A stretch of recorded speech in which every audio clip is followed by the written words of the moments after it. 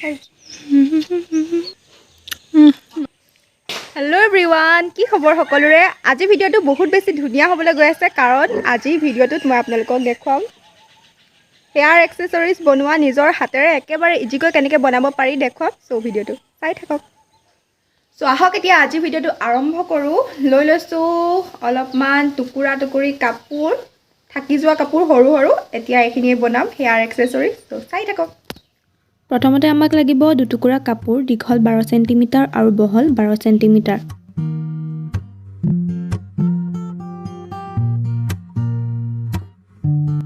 তাৰপিছত আমাক লাগিব দুটুকুৰা গোল কাপোৰ, তাৰ দীঘলো হ'ব লাগিব 12 সেণ্টিমিটাৰ।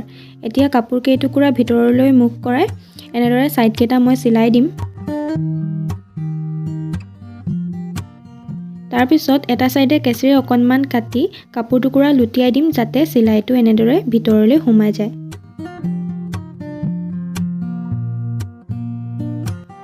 এতিয়া কাপোৰ কেইটুকুৰাৰ মাজত এনেদৰে চকেৰে চিন দি লৈছোঁ পোনকৈ।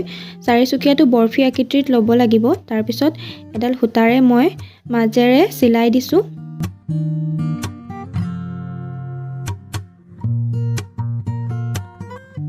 গোটেইটো চিলাই হোৱাৰ পিছত সূতাডাল এনেদৰে টানি দিব লাগিব, তেতিয়া মাজটো অলপ কোচ খাই যায় আৰু কোচ খোৱা ঠাইডোখৰত এনেদৰে সূতাডালেৰে মেৰিয়াই মেৰিয়াই চিলাই দিব লাগিব। টানকৈ চিলোৱাৰ পিছত বেক চাইডে এনেকৈ গাঁঠি দি ল'ব লাগিব আৰু এটুকুৰা কাপোৰ লৈ জাপ দি পিনি ভালদৰে যাতে সাইডকেইটা ভিতৰলৈ সোমাই যায় তেনেকৈ জাপি পখিলাজনীৰ ওপৰত মই লগাই দিম আৰু ভিতৰৰ সাইডে ভালদৰে চিলাই দিম। তাৰপিছত মই লৈছোঁ এটা ৰিবন, পখিলাজনীৰ ভিতৰৰ ফালে ৰিবনটো ভালদৰে চিলাই দিছোঁ আৰু ৰেডি হৈ গ'ল আমাৰ পখিলা ৰিবন।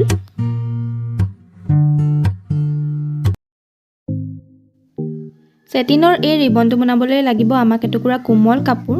মই 50 সেণ্টিমিটাৰ দীঘলকৈ দুটুকুৰা কাপোৰ কাটিছোঁ। কাপোৰ কেইটুকুৰা মই কোণীয়াকৈ কাটিছোঁ আৰু ইয়াৰ বহলটো ৰাখিছোঁ 13 সেণ্টিমিটাৰ।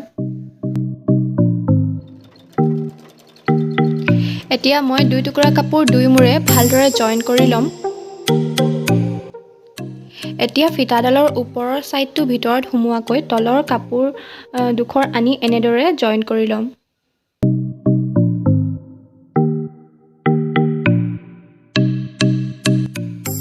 এতিয়া গোটেই ফিটাডাল চিলাই নিদি শেষত 1 ইঞ্চিমান এৰি ফিটাডাল লুটিয়াই দিম।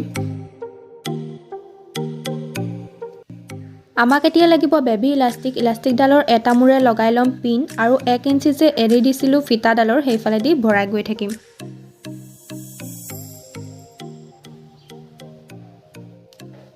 এতিয়া ইলাষ্টিকডালৰ শেষৰ ফালেও এটা পিন লগাই কাপোৰটোৰ লগত ভালদৰে মাৰি ল'ম যাতে ইলাষ্টিকডাল ভিতৰলৈ সোমাই গৈ নাথাকে। এতিয়া ইলাষ্টিকডালৰ দুইটা মূৰ ভালদৰে বেজিৰে চিলাই দিম আৰু যোনডোখৰ কাপোৰেৰে আমি ভৰাইছিলোঁ যে 1 ইঞ্চি এৰি দিছিলোঁ চিলাবলৈ, সেই টুকুৰা ওপৰত এনেদৰে ভালদৰে চিলাই দিম আৰু ৰেডি হৈ গ'ল আমাৰ চেটিনৰ ৰিবন।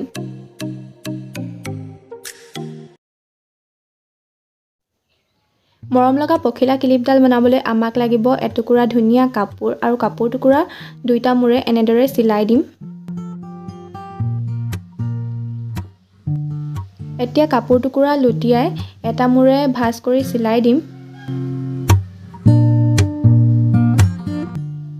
এতিয়া দীঘলকৈ এটা মূৰৰ পৰা চিলাই গৈ থাকিম বেজিৰে আৰু ৰছীডাল শেষত টানি দিম কোচ খাই যোৱাকৈ।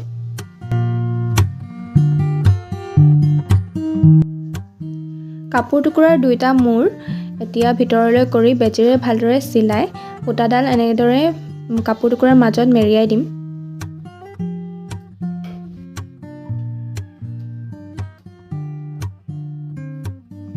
আমাক এতিয়া লাগিব সৰু সৰু মণি কেইটামান। মণিকেইটা সূতাত ভৰাই পখিলাজনীৰ মাজত এনেদৰে দি দিম আৰু পাছফালে গাঁঠি মাৰি ধুনীয়াকৈ এটেচ কৰি দিম। এতিয়া লৈছোঁ মই এডাল ক্লিপ। ক্লিপডালৰ এটা ছাইডত দিছোঁ অলপমান আঠা, অকণমান ষ্ট্ৰং আঠা যদি দিয়ে তেতিয়া বেছি ভাল হয়। মোৰ ওচৰত নাছিল সেইকাৰণে নিদিলোঁ আৰু পখিলাজনীৰ ওপৰত লগাই বেজিৰে ভালদৰে চিলাই দিম ক্লিপডালৰ লগত আৰু আমাৰ ৰেডি হৈ গ'ল ধুনীয়া পখিলা ক্লিপ।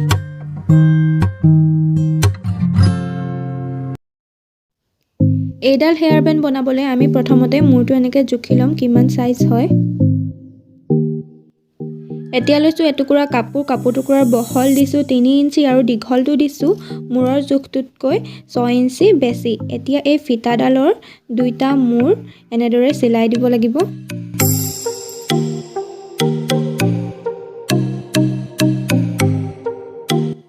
এতিয়া ফিটাডালৰ এটা মূৰত এটা পিন লগাই ফিটাডাল লুটিয়াই ল'ম ভালদৰে।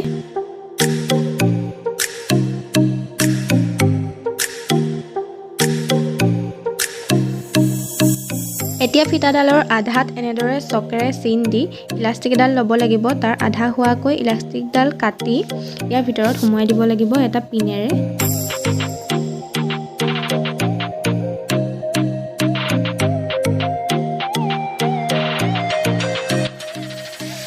চকৰ চিনকেইটাত ইলাষ্টিকডালৰ 2টা মূৰ ভালদৰে চিলাই দিব লাগিব। এতিয়া মই পিন লগাই লৈছোঁ, পাছত চিলাই দিম।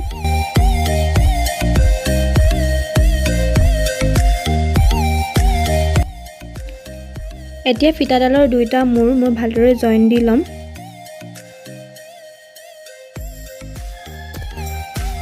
এতিয়া মই লৈছোঁ দুটুকুৰা একে কালাৰৰে নেট আৰু বেজিৰে মাজতে এনেকৈ চিলাই দি শেষত সূতাডাল টানি দিম।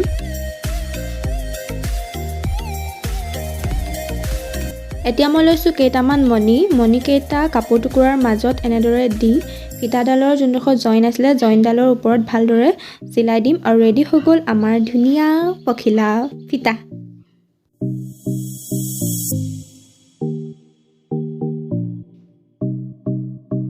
গিফ্টটো মই আজি বেটলি বাৰ্থডে হয় মুনুক দিছোঁ। এতিয়া এইটো লোৱা। Thank U. মাচোন চাওঁ কেনেকুৱা লাগে।